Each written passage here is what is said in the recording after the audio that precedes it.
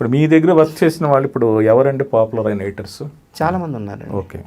చాలా నా దగ్గర అసిస్టెంట్స్గా వచ్చిన వాళ్ళు ప్రవీణ్ పూడి, వర్మ, శ్రీకాంత్, కార్తిక్ శ్రీనివాస్, ఉపేంద్ర, చాలామంది ఉన్నారు నా దగ్గర వచ్చిన వాళ్ళు. అంటే వాళ్ళకి మీరు నేర్పడం, మీరు నేర్పిస్తారా లేక వాళ్ళు వర్క్ చూసి చేస్తూ నేర్చుకుంటారా? అంటే మీరు చేసేది ఆర్గ్యుమెంట్లలో వాళ్ళు వింటారు కదా. ఓకే. వాళ్ళకి మేము ఎందుకు మాట్లాడుతున్నాం, వాళ్ళు సినిమా చూసుంటారు, మేము ఎందుకు మాట్లాడుతున్నాం, దేనికి మాట్లాడుతున్నాం, ఓకే అండి, ఎడిట్ చేసినప్పుడు వెనకలు కూర్చున్నప్పుడు ఎందుకు క్లోజ్ షాట్లు వేస్తున్నాను, ఎందుకు వైడ్ వేస్తున్నాను చూసి నేర్చుకోవడం. ఓకేనండి. మేము ఎలా నేర్చుకున్నామో అలాగే. ఓకే. డైరెక్టర్లతో డిస్కషన్ ఉంటుంది, ఇది ఎందుకు ఈ షాట్ వేసారు, ఎందుకు అంటే మేము చెప్తాం ఈ షాట్ దీనికి వేసామండి అని. ఓకే. అవన్నీ గుర్తుపెట్టుకుంటే ఈజీ అవుద్దండి. నాకు తెలిసి అంటే నేనైతే అలాగే నేర్చుకున్నా. అదే అండి. రాజేంద్ర గారు అయితే ప్రతి షాట్కి అడుగుతాయి, ఇందాక చెప్పాను కదా. అవునండి. అలా ప్రతి ఒక్కరి దగ్గర ఉంటుందండి. సురేష్ కృష్ణ గారు అయితే ఈ 3 షాట్లలో ఈ షాట్లో ఈ డైలాగ్ నాకు ఈ వైడ్లో కావాలంటాడు. ఎందుకు అంటే దానికి ఎక్స్ప్లెనేషన్ ఇస్తాడు ఆయన. ఓకే. అది పెట్టుకున్నామంటే ఆటోమేటిక్గా మాకు ఒక కథ వచ్చేస్తుంది. అలా ప్రతి డైరెక్టర్కి ప్రతి దీనికి ఒక టైమింగ్ ఉంటుంది, వాళ్ళతో ఆ డిస్కషన్ ఉంటుంది. ఓకే. శేఖర్ గారు అయితే శేఖర్ కమల్ గారు అయితే కొన్ని సినిమాలకి రీఎడిట్ అంటాడు కొన్ని సీన్లకి. ఎందుకు అన్నాడంటే ఆయన రాసుకున్న స్టైల్లో కొన్ని రాసుకుంటాడు ఆయన. అది మేము ఒకసారి మాకు అది తెలియక మేము ఎడిట్ చేస్తాం. అది చెప్పిన తర్వాత అవును అని చెప్పింది మన కరెక్టే కదా అని చెప్పి మళ్ళీ రీఎడిట్ చేస్తాం.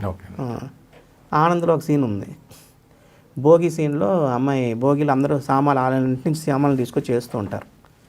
ఈ అమ్మాయి ఫోటోలు తీసుకొస్తుంది, అమ్మాయి పెళ్లి చేసుకోవాలనుకున్నాడు, ఫోటోలు తీసుకొచ్చి మంటల్లో వేస్తుంది, భోగి మంటలో వేస్తే క్యాజువల్గా ఇలాగ ఇసిరేసేది వేసేసాను. అసలు రీఎడిట్ వెంకటేష్ ఇది నేను అనుకున్నది రాలేదంటే ఏంటంటే మళ్ళీ షూట్ చేశాను నేను, అమ్మాయి చీరలు ఇక్కడ పెట్టుకొని ఇక్కడి నుంచి వేస్తుంది ఫోటోలు అన్నాడు ఆయన. దానికి దీనికి తేడా ఏంటి సార్, ఇదే బాగుంది కదా సార్ అన్నాను. లేదు అమ్మాయి గుండెల్లో ఉన్న చెత్తను వేసేటట్టు నాకు కావాలన్నాడు. తన మనసు నుంచి డిలీట్ చేసేస్తుంది అన్నా అంటే నువ్వు అయ్యో కరెక్ట్ కదా అని చెప్పి మళ్ళీ ప్రింట్కి ఇచ్చుకొని ఆ షాట్ మళ్ళీ ఎడిట్ చేసాం. ఇలాగ ఉంటాయండి. ఓకేనండి.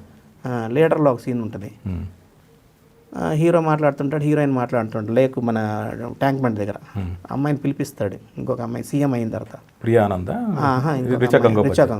పిలిస్తే అంతా హాఫ్ లైట్లో ఉంటాడు హీరో, హాఫ్ లైట్ ఉంటాడు, అమ్మాయి ఫుల్ లైట్లో ఉంటుంది. మేము ఎడిట్ చేసినప్పుడు ఏం చేసామంటే నార్మల్గా ఎడిట్ చేసుకుంటూ వెళ్ళాం.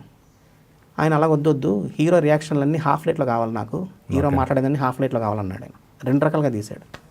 ఏంటి సార్ అంటే హీరో ఆడలో నిజం రూపం మాట్లాడట్లేదు, అబద్ధం రూపంలో మాట్లాడుతుంది, కాబట్టి హాఫ్ లైట్లోనే ఉండాలని అన్నాడు. ఓకే. కాబట్టి రీఎడిట్ చేసాం. ఇలాగ ఉంటాయండి అవి, అంటే వాళ్ళు డెప్త్గా రాస్తారు. అవును.